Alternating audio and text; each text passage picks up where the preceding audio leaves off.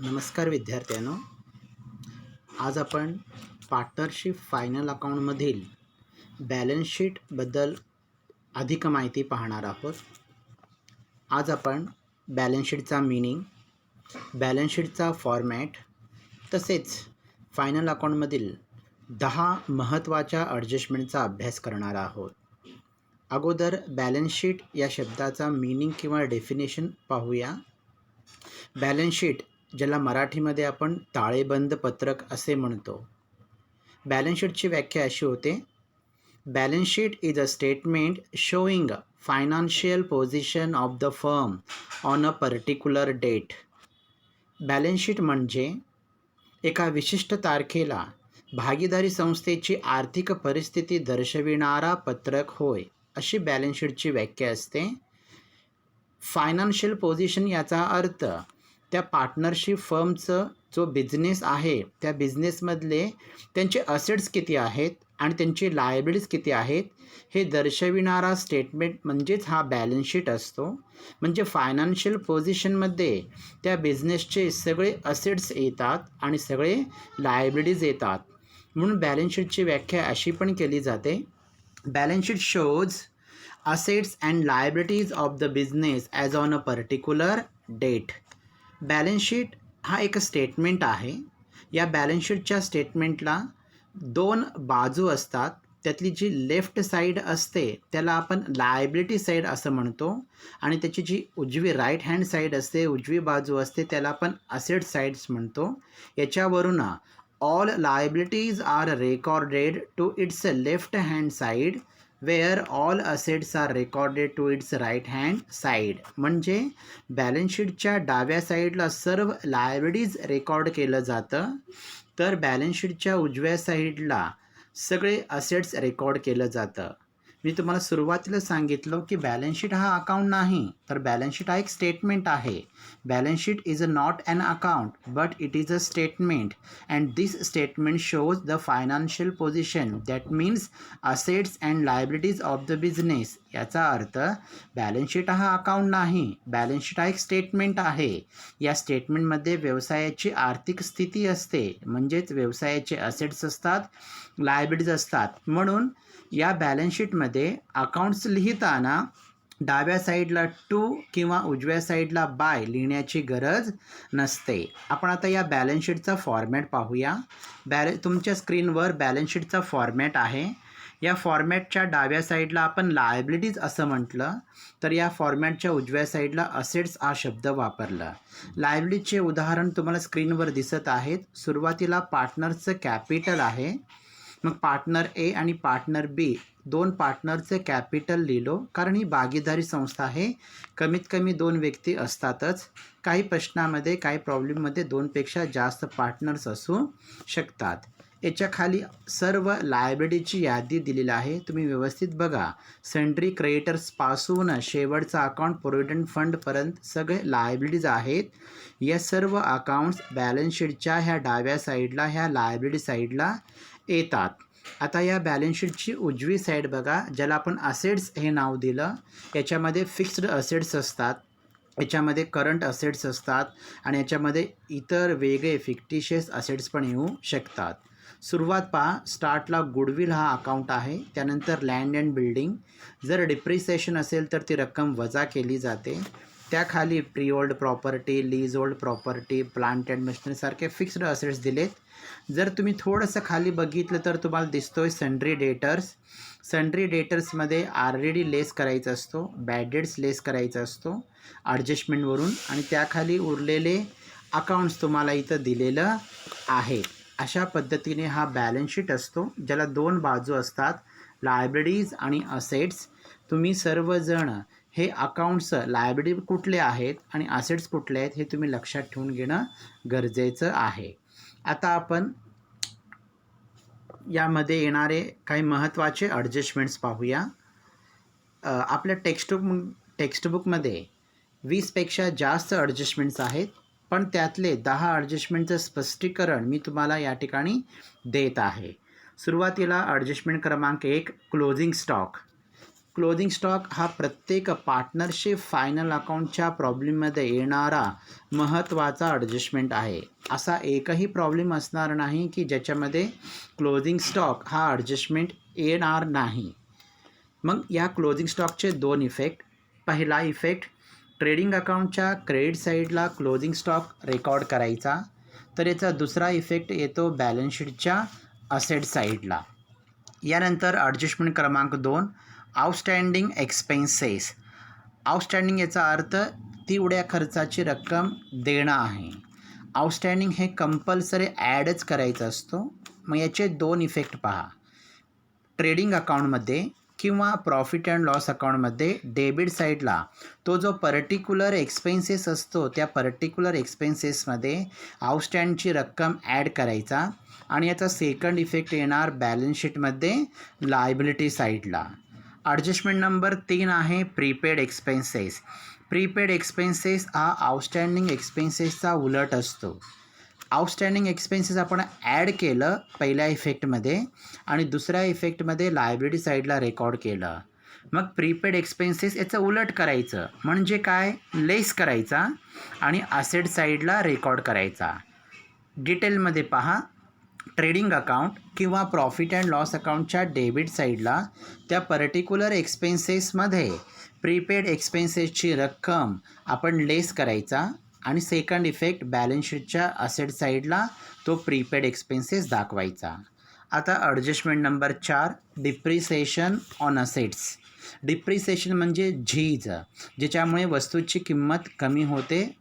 मग असा हा जो डिप्रिसिएशन असतो तो बॅलन्स शीटच्या असेट साईडला त्या पर्टिक्युलर असेट्समधून डिप्रिसिएशनची रक्कम लेस करायचा आणि लॉस होत असल्यामुळे याचा सेकंड इफेक्ट दाखवायचा प्रॉफिट अँड लॉस अकाउंटच्या डेबिट साईडला.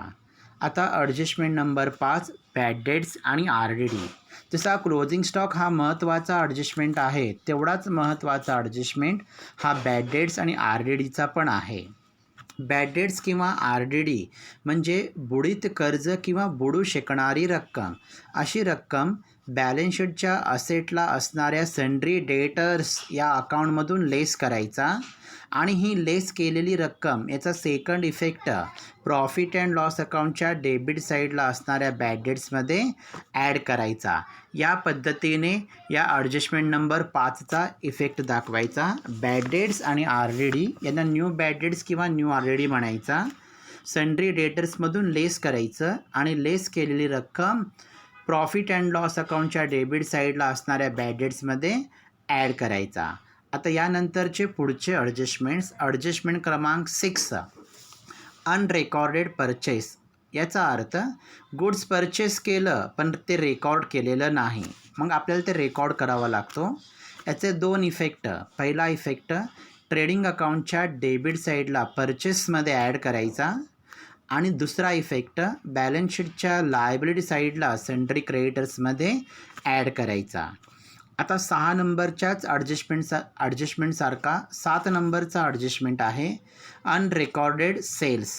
म्हणजे गुड्स सोल्ड केलं पण ते रेकॉर्ड केलेलं नाही, म्हणून हे पण रेकॉर्ड करताना ॲडच करावा लागेल, परंतु याची बाजू विरुद्ध आहे, परचेसच्या विरुद्ध आहे. परचेस हे ट्रेडिंग अकाउंटच्या डेबिटला ॲड केलं तर बॅलन्स शीटच्या लायबिलिटी साईडला क्रेडिटर्समध्ये ॲड केलं. पण अनरेकॉर्डेड सेल्स हा जो अकाउंट आहे तो ट्रेडिंग अकाउंटच्या क्रेडिट साईडला असणाऱ्या सेल्समध्ये ॲड करायचा आणि याचा सेकंड इफेक्ट बॅलन्स शीटच्या असेट साईडला असणाऱ्या सन्ड्री डेटर्समध्ये ॲड करायचा. आता adjustment number 8, goods withdrawn bye partners for personal use. म्हणजे पार्टनर्सपैकी एखाद्या पार्टनरने बिझनेसमधला गुड्स विथड्रॉन केला असेल प्रायव्हेट यूजसाठी, पर्सनल यूजसाठी, तर त्याला ड्रॉविंग म्हणायचा. असा हा ड्रॉविंग गुड्सच्या स्वरूपामध्ये असल्यामुळे याचा पहिला इफेक्ट ट्रेडिंग अकाउंटच्या क्रेडिट साईडला येणार आणि याचा दुसरा इफेक्ट पार्टनर्स कॅपिटल अकाउंट किंवा पार्टनर्स करंट अकाउंटच्या डेबिट साईडला टू ड्रॉविंग म्हणून रेकॉर्ड करायचा आणि ती रक्कम ज्या पार्टनरने विथड्रॉन केलेला आहे त्या पार्टनरच्या कॉलममध्ये रेकॉर्ड करायचा. आता ॲडजस्टमेंट नंबर 9, अनइन्श्युअर्ड गुड्स म्हणजे विमा न उतरविलेला माल. Uninsured goods loss by fire, accident or thief म्हणजे विमा न उतरविलेला माल आग लागल्यामुळे किंवा एखाद्या अपघातामुळे किंवा चोरीमुळे नुकसान होत असेल तर त्याचे दोन इफेक्ट असे येणार.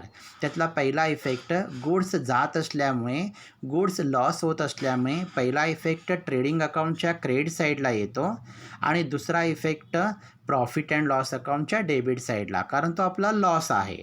आता ॲडजस्टमेंट नंबर 10 तो पण हाच ॲडजस्टमेंट आहे, पण फरक काय? 9 नंबरमध्ये विमा न उतरविलेला माल आहे, तर ॲडजस्टमेंट नंबर 10मध्ये विमा उतरविलेला माल आहे, इन्श्युअर्ड गुड्स आहे. विमा उतरविलेला असल्यामुळे आपल्याला इन्शुरन्स कंपनीकडून नुकसान भरपाई म्हणून काही रक्कम मिळते, म्हणून ती मिळणारी रक्कम बॅलन्स शीटच्या असेट साईडला येतो. असा हा एकमेवच ॲडजस्टमेंट आहे इन्श्युअर्ड गुड्स लॉस बाय फायर की ज्याचे 3 इफेक्ट येतात. त्यातला पहिला इफेक्ट गुड्स लॉस होत असल्यामुळे ट्रेडिंग अकाउंटच्या क्रेडिट साईडला रेकॉर्ड करायचा.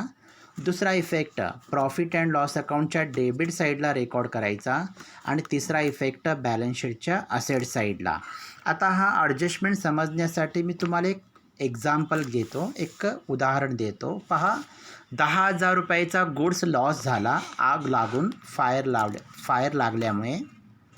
म्हणजे आपल्याकडनं 10,000 रुपयाचा माल जळाला, 10,000 रुपयाचं नुकसान झाला असं आपण म्हणू शकत नाही, कारण आपण या मालाचा विमा उतरविलेला आहे. म्हणजे इन्शुरन्स कंपनीकडून आपल्याला नुकसान भरपाई मिळू शकते. समजा आपण असं गृहीत धरू, 10,000 रुपयाचा माल जरी जळाला तरी आपल्याला विमा कंपनीकडून 7,000 रुपये मिळाले, 7,000 रुपये मिळाले. मग इथं आपलं नुकसान झाला किती रुपयाचा विचार करा. माल जळाला 10,000चा, विमा कंपनी रक्कम देत आहे 7,000, म्हणजे नेमकं नुकसान झालं आपलं 3,000. म्हणून 10,000चा एक इफेक्ट, 3,000 नुकसान झाला म्हणून आणखीन एक इफेक्ट आणि 7,000 रुपये विमा कंपनीकडनं मिळणार आहे म्हणून त्याचा एक, असे 3 इफेक्ट दाखवायचा. मग ते 3 इफेक्ट कसं दाखवणार? पहिल्यांदा 10,000 रुपयाचा इफेक्ट ट्रेडिंग अकाउंटच्या क्रेडिट साईडला दाखवायचा गुड्स लॉस बाय फायर म्हणून. मग या 10,000पैकी विमा कंपनी फक्त 7,000च देत आहे, म्हणजे 3,000चा नुकसान होत आहे म्हणून प्रॉफिट अँड लॉस अकाउंटच्या डेबिटला दाखवायचा टू लॉस बाय फायर म्हणून. आणि जे 7,000 रुपये आपल्याला विमा कंपनीकडनं मिळणार आहेत ती रक्कम आपण बॅलन्स शीटच्या असेट साईडला रेकॉर्ड करायचा, इन्शुरन्स क्लेम किंवा इन्शुरन्स कंपनी 7,000 म्हणून. असे काही महत्त्वाचे एक 10 ॲडजस्टमेंटचे 2-2 इफेक्ट मी तुम्हाला सांगण्याचा प्रयत्न केलेला आहे.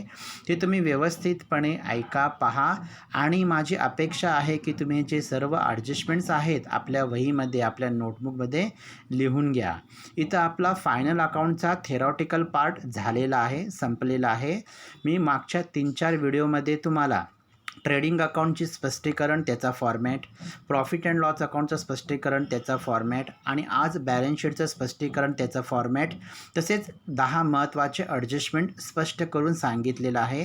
हे तुम्ही सर्वजण तुमच्या वहीमध्ये लिहून घेता असं अपेक्षा व्यक्त करतो. आणि उद्यापासून आपण प्रत्यक्षात प्रॉब्लेमला सुरू करणार आहोत. प्रॉब्लेम नंबर 1 सुरू करणार आहे.